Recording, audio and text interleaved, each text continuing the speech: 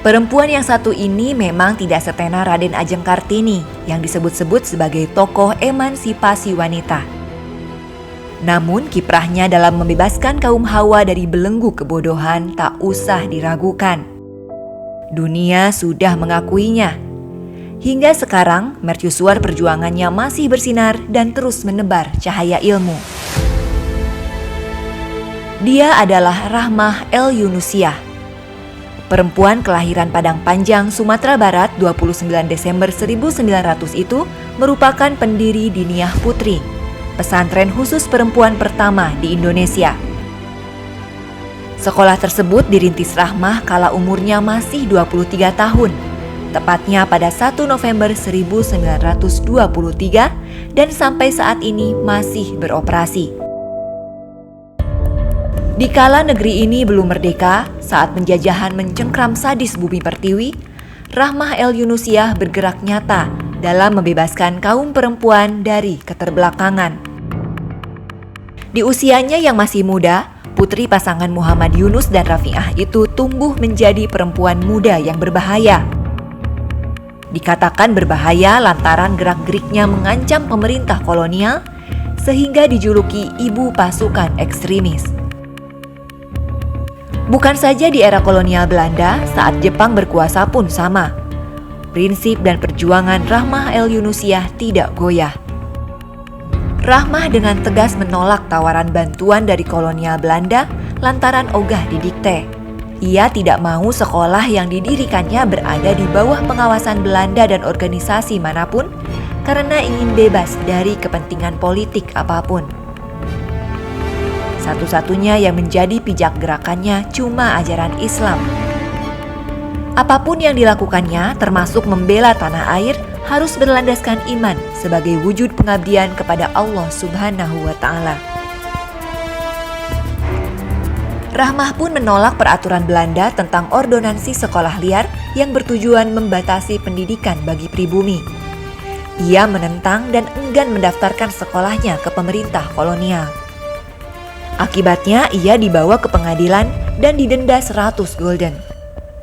Sekolah Diniyah Putri miliknya juga digeledah dan 3 gurunya dilarang mengajar. Namun perlakuan kolonial itu tidak lantas memadamkan api perjuangannya. Spektrum pergerakan Rahmah malah lebih luas. Bukan hanya bergerak di bidang pendidikan, ia juga terlibat dalam gerakan-gerakan yang mengancam kolonial. 2 di antaranya menjadi pelopor Tentara Keamanan Rakyat di Sumatera Barat dan Sabil Muslimat. Ia juga aktif dalam anggota daerah ibu yang bergerak di bidang sosial. Di saat masyarakat mengalami kesulitan lantaran dampak Perang Asia Timur Raya melawan sekutu, Rahmah bersama anggota daerah ibu bergerak mengumpulkan makanan dan pakaian. Mereka mengumpulkan beras dan segala hal yang bisa diberikan kepada masyarakat. Dalam Kongres Perempuan Indonesia di Batavia pada 1935, Rahmah El Yunusiah yang mewakili Serikat Kaum Ibu Sumatera nyaring menyuarakan penggunaan jilbab bagi kaum muslimah. Sikapnya tidak berubah. Dimanapun berada, dia selalu memperjuangkan prinsip-prinsip hidup yang berlandaskan ajaran agama. Di masa penjajahan Jepang pun begitu. Ia berdiri paling depan dalam membela martabat kaum perempuan. Ia misalnya lantang menentang rumah prostitusi yang menjadikan perempuan-perempuan Indonesia sebagai pemuas berahi para tentara. Jepang akhirnya menutup semua rumah prostitusi di Sumatera Barat. Lantaran sikapnya yang tidak kenal kompromi saat terjadi agresi militer Belanda, Rahmah yang kala itu memimpin Tentara Keamanan Rakyat Padang Panjang ditangkap Belanda pada 7 Januari 1949. Bahkan Rahmah pun berseberangan sikap dengan pemerintah Indonesia. Ia menentang Presiden Soekarno yang merangkul orang-orang Partai Komunis Indonesia.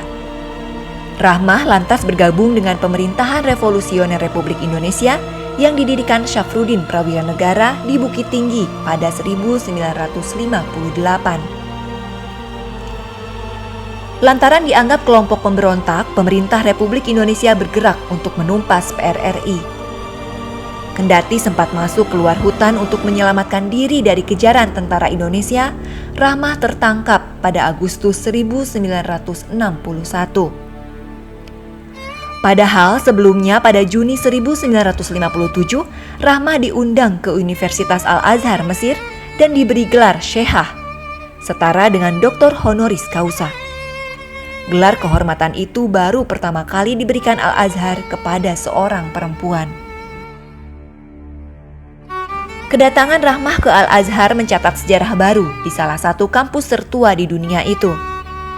Setelah sekitar 900 tahun berdiri, Al-Azhar tidak membuka ruang pendidikan bagi perempuan.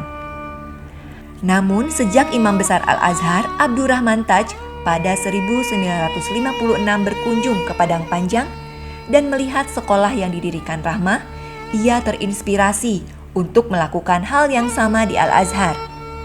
Lantas sejak 1958, setelah ratusan tahun berdiri, Al-Azhar mulai membuka fakultas khusus perempuan. Mercusuar perjuangan Rahmah bukan hanya menyinari Padang Panjang, tapi juga sampai ke negeri orang. Namun derap perjuangan Rahmah El Yunusiah terhenti setelah jantungnya tak lagi berdetak. Ia meninggal dunia pada 26 Februari 1969 dalam salah satu momen yang dirindukan setiap muslim. Rahmah mengembuskan nafas terakhirnya saat berwudu menjelang sholat maghrib. Jenazahnya dikebumikan di kompleks sekolah yang ia dirikan.